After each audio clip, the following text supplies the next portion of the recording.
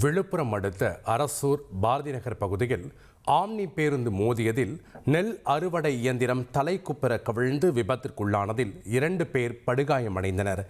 கூடுதல் தகவல்களை செய்தியாளர் கோபிநாத் வழங்க நாம் கேட்கலாம். வணக்கம் கோபிநாத், இந்த விபத்து தொடர்பான முழு விவரங்களையும் பதிவு பண்ணுங்க. சென்னை திருச்சி தேசிய நெடுஞ்சாலையில் சுமார் 3 மணி நேரம் கடுமையான போக்குவரத்து பாதிப்பு. விடுமுறைக்காக தென் மாவட்டங்களுக்கு செல்லக்கூடிய பயணிகள் கடுமையான சிரமத்துக்கு ஆளானாங்கன்னு சொல்லலாம்.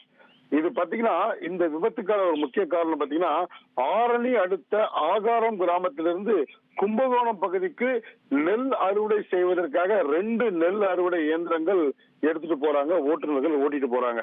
இந்த நெல் அறுவடை இயந்திரங்கள் பாத்தீங்கன்னா திருச்சி சென்னை தேசிய நெடுஞ்சாலையில விழுப்புரம் அடுத்த பாரதி நகர் பகுதியில போய்கிட்டு இருக்கும்போது பின்னால் வந்த சொகுசு பேருந்து இந்த வாகனம் நேரடியா போய் அதிவேகமா வந்த வாகனம் நெல் அறுவடை இயந்திரம் மீது பயங்கரமா மோதுது.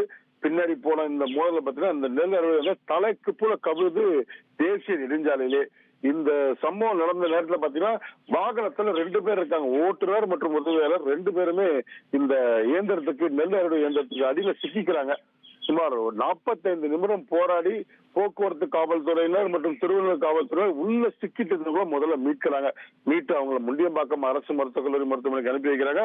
உடனடியாக போக்குவரத்தை சரி செய்ய இந்த நெல் அறுவடை இயந்திரம் பார்த்தீங்கன்னா மிகப்பெரிய இயந்திரம், தேசிய நெடுஞ்சாலையில மிகப்பெரிய நடுவில் மாட்டிக்கிறது போக்குவரத்து பாதிப்பு ஏற்படுது. ராட்சச கிரெயின் வைத்து இந்த வாகனத்தை முதல்ல அப்புறப்படுத்துறாங்க. சுமார் 3 மணி நேரம் போக்குவரத்து பாதிப்பு ஏற்பட்டு அதன் பின்னர் தற்போது இந்த வழியில போக்குவரத்து சீரா இருக்குன்னு சொல்லலாம். தொடர்ந்து அவர்களுக்கு முண்டியம்பாக்கத்துல சிகிச்சை அளிச்சிட்டு இருக்காங்க. திருவெண்ணூர் காவல்துறையினர் தற்போது வழக்கு பதிவு செய்து தீவிர விசாரணை மேற்கொண்டு வராங்க. நன்றி கோபிநாத், உங்களுடைய கள விவரங்களுக்கு. செய்திகளை உடனுக்குடன் தெரிந்து கொள்ள உடனே சப்ஸ்கிரைப் பண்ணுங்க.